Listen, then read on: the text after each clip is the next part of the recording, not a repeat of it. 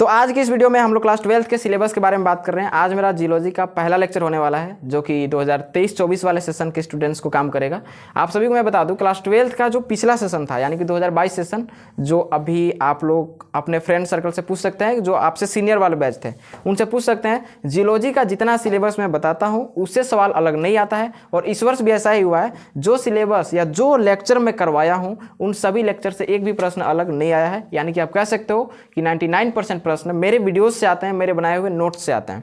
यहाँ पे इस वर्ष एक प्रॉब्लम हो गया था कि मैं केवल हिंदी मीडियम वालों पे बहुत ज़्यादा फोकस किया था, क्योंकि इसके पीछे रीजन था क्योंकि ये मेरा फर्स्ट बैच था और 1 सालों का एक्सपीरियंस हो चुका है किस प्रकार से प्रश्न पूछता है। वे सारे प्रश्नों का निचोड़ आपको प्रीवियस वीडियोज़ में मिल जाएगा। सो नेक्स्ट वीडियो में हम लोग अपना सिलेबस को स्टार्ट करने वाले हैं और एक एक चैप्टर वाइज जो है आगे वाले वीडियो में हम लोग क्लासेस को स्टार्ट करेंगे। इस वीडियो में हम लोग केवल सिलेबस के बारे में पढ़ेंगे। बस आपसे रिक्वेस्ट है, पूरे क्लासेस को आपको देखते चलना है। और हाँ, एक और चीज़ कि जो भी सिलेबस हम लोग स्टार्ट करेंगे उन सभी चीज़ों को आपको प्रयास करना है कि जो बोर्ड पर हम लिखवाएंगे बोर्ड पर से ही नोट्स कर लेना है। ऐसा नहीं कि नोट्स के लिए आप डिमांड करने लगो। और हाँ, एक और चीज़ कि जो प्लेटफॉर्म है, सबसे पहले बेसिक चीज़ें आपको बताते हैं कि जो टेलीग्राम का जो प्लेटफॉर्म है, नीचे लिंक डिस्क्रिप्शन में मिल जाएगा। पहला पॉइंट कि आपको कनेक्टेड हो जाना है पहले मेरे से।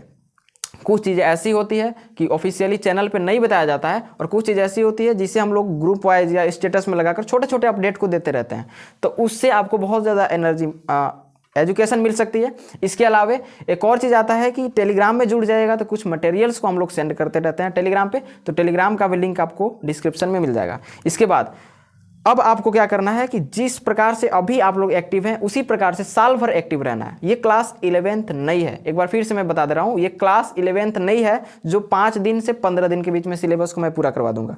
ये क्लास 12th जियोलॉजी है। यहाँ पे अभी जब हम इसके सिलेबस के बारे में डीप में बताएंगे तब आपको समझ में आएगा कि ये इसका स्कोप कितना बड़ा है। बस आप इतना समझना, क्लास 11th में आपका कुछ भी नहीं था, वो एक झांकी था, अभी मेन पिक्चर अभी यहाँ पे बाकी है। ठीक है, तो आइए स्टार्ट करते हैं। सबसे पहला जो हमारा इकाई है, जो हम लोग यहाँ पे जो भी पढ़ेंगे वो चैप्टर नहीं है, याद रखना, ये चैप्टर नहीं है, ये सभी इकाई हैं। और सभी इकाई के अंतर्गत लगभग 2 से 3 टॉपिक बहुत बड़े बड़े आ जाते हैं जिनके बारे में हमें स्टडी करना होता है। तो सबसे पहला आता है हमारे पास फिजिकल जियोलॉजी, जिसको हिंदी में हम लोग कहते हैं भौतिक भूविज्ञान।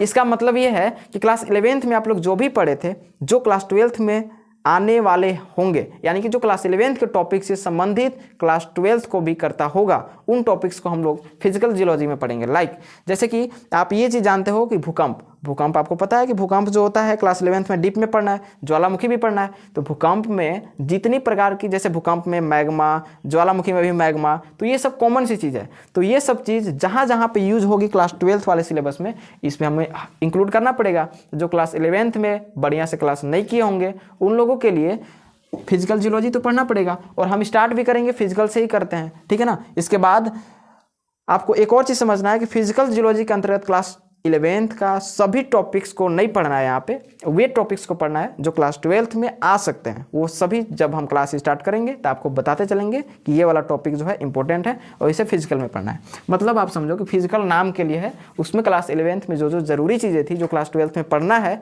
उसको हम लोग यहाँ पे लाएंगे। इकाई नंबर 2 यानी कि यूनिट नंबर 2 आता है, जिसको हम लोग सेल की कहते हैं। पहली अर्थ में आप लोग एक चीज़ पढ़ लीजिए, क्लास 11th में आपने क्लास किया हुआ था, आपको मैंने बताया था कि सेल विज्ञान को ही हम लोग सेल की कहते हैं। यानी कि पत्थर या चट्टान के बारे में स्टडी कर रहे हैं तो उसे हम लोग सेल की कहते हैं, और इसी को इंग्लिश में हम लोग पेट्रोलॉजी कहते हैं। क्या कहते हैं? पेट्रोलॉजी। इसी में पढ़ना है सेलों की उत्पत्ति, जिसको सेल जनन कहते हैं, उसको इंग्लिश में पेट्रोजेनेसिस कहते हैं। तो ये सब चीज़ों के बारे में पढ़ना है। सेल कितने प्रकार के होते हैं, उनका क्लासिफिकेशन हम कैसे करते हैं, कौन से सेल का एग्जाम्पल क्या होता है, ये सभी पढ़ना है। कौन सा सेल की उत्पत्ति कैसे होती है, हमारी भूपर पट्टी जो बनी हुई है सेलों से बनी हुई है, तो इनमें कौन कौन सा मतलब चट्टानों का योगदान है। आप लोग ऐसे भी तो जानते होंगे ना, जैसे कि मान लीजिए कभी कभी बोलते हैं कि भाई वहाँ से ना देवी देवता जन्म ले लिए हैं पत्थर से, तो कैसे होता है वो सब पढ़ाते हैं यहाँ पे। तो पेट्रोलॉजी में समझो कि चट्टानों की संपूर्ण स्टडी आपको क्लास 12th में करना है। इसके बाद आता है हमारे पास खनिज की, जिसको इंग्लिश में हम लोग मिनरलॉजी बोल देते हैं। खनिजों के बारे में जितना आप class 9th 10th 11th 12th में नहीं पढ़े होंगे, वे सभी आपको जो है क्लास 12th में पढ़ना है। यानी कि खनिज के बारे में टोटल चीज़ यहाँ पे पढ़ना है।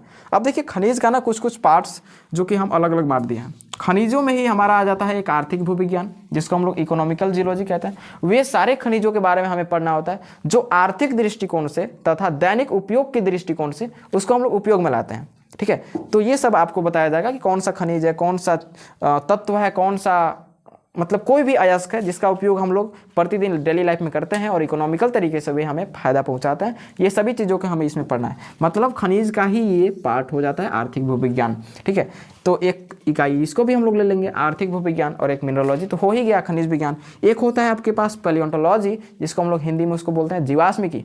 आपको पता होगा पृथ्वी की उत्पत्ति से लेकर आज तक इतने कालानुक्रम चले हुए हैं, जो आप अभी क्लास 12th में पढ़ाई कीजिएगा तब आपको पता चल जाएगा। तो जीवाश्म मतलब आप समझना कि जीवों के अवशेष, जीवों के अवशेष को हम क्या बोलते हैं, जीवाश्म, मतलब उसको जीवाश्म कहते हैं। और उन सारे जीवाश्मों के बारे में हम स्टडी करने लगे तो उसे हम लोग जीवाश्मिकी कहते हैं, यानी कि पैलियोंटोलॉजी कहते हैं। अब इसके बारे में डीप में पढ़ना है। जीवाश्मिकी के अंतर्गत ही आपको आ जाता है पूरा जीवी, ये सब पढ़ना होता है। देखो यहाँ पे एक टॉपिक मैंने और लिखा है, पूरा जीवी, है ना। मतलब पूरा मतलब होता है पुराना और जीव मतलब होता है जीव। तो पुराने जीवों के बारे में कैसे हम पढ़ेंगे, तो जीवाश्म की सहायता से, यानी कि जीवों के अवशेष की सहायता से। तो ये सब हमको इसमें देखना होता है। ठीक है, इसके अलावा पृथ्वी पर कौन सा जीव पहले आया, उसका क्रम कितना समय तक चला, उसके बाद कौन सी घटना हुई, उसके बाद कौन सा क्रम चला, उसके बाद कौन सा जीव है, ये सब पढ़ना होता है। तो वो सब के लिए हमारे पास एक और इकाई है जिसको हम लोग बोलते हैं अस्तित्व सेल विज्ञान, जिसको इंग्लिश में हम लोग बोल देते हैं स्ट्रैटिग्राफी। ये क्लास 12th का स्कोप है सबसे बड़ा, यानी कि पृथ्वी की उत्पत्ति से लेकर कौन सा जीव आया से लेकर और कौन सा जीव का काल कितने समय तक चला से लेकर और कौन सा जीव आगे आ सकता है, ये सब हमें पढ़ना है। किसके बारे में, अस्तित्व सेल विज्ञान में। आप यदि क्लास 12th के बुक यदि रखे होंगे या कोई भी बुक होगा या कोई भी जियोलॉजी का बुक होगा, उसमें एक और आता है चैप्टर जिसका नाम है हिस्टोरिकल जियोलॉजी, ऐतिहासिक भूविज्ञान। तो वो पूरा ऐतिहासिक भूविज्ञान इसी में इंक्लूड कर देता है। इसका लेक्चर ऑलरेडी बना हुआ है जो कि 1 घंटे का है। वो अब आप कुछ भी मत देखो, नेक्स्ट सीरीज से जो हम लोग क्लास चालू कर रहे हैं उसको आपको देखना है बढ़िया से। ठीक है, इसके बाद आता है भू आकृति की। क्या आता है, भू आकृति की, यानी कि जियोमॉर्फोलॉजी। क्या आता है, इसका मतलब होता है जियोमॉर्फोलॉजी। इसमें जैसे कि विंध्य पहाड़ी, जैसे कि हिमालय हो गया, हिमालय की उत्पत्ति कैसे हुई, है ना। जो आपको बताए थे कि कोई भी पहाड़ी है, हिमालय के अलावा अरावली पर्वत हो गया, इधर दक्कन ट्रैप हो गया, है ना। तो ये सब आप लोग के ऑलरेडी बताया हुआ है, या नहीं भी आप लोग जानते हैं तो बस अभी आप समझो कि इस वीडियो में ओनली हम आपको यूनिट बता रहे हैं, एक मोटा मोटी चैप्टर का नाम ही बता दे रहे हैं एक तरीके से कि किन किन चीज़ों के बारे में पढ़ना है आपको। सब्जेक्ट मैटर यानी कि विषय वस्तु हम इस वीडियो में बताने का प्रयास कर रहे हैं। ठीक है, तो इस प्रकार से हमारे पास इतने सारे यहाँ पे 7 इकाई हो जाते हैं, 7 यूनिट्स हो जाते हैं। इसके बाद सेल वर्णना पढ़ना है, यानी कि हर एक सेल का एग्जाम्पल दे देकर हमें पढ़ना है। जैसे कि सैंडस्टोन बलुआ पत्थर होता है, लाइमस्टोन चूना पत्थर होता है, मार्बल संगमरमर, है ना। तो ये सब चीज़ों के बारे में एक एक करके डीप में जाकर हमें पढ़ना पड़ेगा। ये इसका उपयोग क्या है, बनता कैसे है, कौन सा सेल में आएगा, क्योंकि कौन सा सेल है वो तो हमको सेल की में पढ़ना है, तो कौन सा सेल में आएगा, सेल वर्णना, एक एक सेल के बारे में डीप में जाकर वर्णन करना है, जिसको बोलते हैं पेट्रोग्राफी। ये पेट्रोग्राफिक नोट्स ना 5 मार्क्स में आते हैं एकदम फिक्स। ये सब बताएंगे जब क्लासेज हम लोग स्टार्ट करेंगे, तो बताएंगे कौन सा चीज़ कितने मीनिंगफुल होता है और उसका मतलब क्या होता है और वो एग्जाम में किस लेवल से पूछे जाते हैं। क्या ऑब्जेक्टिव पूछे जाएंगे, सब्जेक्टिव पूछे जाएंगे, 3 मार्क्स 5 मार्क्स, कुछ नहीं। और हाँ, कुछ लोगों का डाउट ये होगा कि सर क्लास 12th में हर एक बार क्या बोलते हैं उसको, एग्जाम पैटर्न को चेंज कर दिया जाता है, तो क्या इस बार भी चेंज किया जाएगा? आपको एग्जाम पैटर्न पे ध्यान ही नहीं देना है, क्योंकि ये जैक बोर्ड है। ठीक है, सबसे महाखत्म जैक बोर्ड है, हम इतना तो सिद्ध भी कर चुके हैं अपने चैनल पे। ठीक है, तो आपको क्या करना है कि नॉलेज इंक्रीज करना है, जितना मैं बता रहा हूँ उतना ही करना है। और ज़्यादा से ज़्यादा समय इसमें 6 मंथ का समय लग सकता है, हार्डेस्ट 4 महीना हम ऐसे लेंगे टाइम, 4 से 6 महीना में हम पूरा सिलेबस को कवर करवाएंगे और इस कदर कवर करवाएंगे कि आप उससे अलग सवाल कभी नहीं पूछ सकता है। ठीक है, इसके अलावा एक और आता है खनिज निक्षेप, जिसको हम लोग बोलते हैं मिनरल डिपॉजिट्स, जैसे कि मान लीजिए कोयला, है ना, लोहा हो गया, लौह अयस्क। तो ये सब किन किन क्षेत्रों में पाया जाएगा, उनकी डिस्ट्रीब्यूशन यानी कि वितरण के बारे में बात कर लेंगे। हाँ, उनकी क्लासिफिकेशन के बारे में बात कर लेंगे, उनके स्ट्रक्चर यानी कि संरचना के बारे में बात कर लेंगे। तो ये सब पढ़ना पड़ता है, कौन से जगह पे पाए जाते हैं पूरे विश्व लेवल पे, ऐसे नहीं केवल भारत में। ये सब अब सवाल कैसे पूछता है, भारत में पूछता है कि झारखंड से पूछता है ऐसे कि मान लीजिए ऐसे पूछ दिया कि भारत में कोयला निक्षेप के बारे में वर्णन कीजिए, कि भारत में इसका वितरण क्या है, तो सब ऐसे पढ़ना पड़ता है।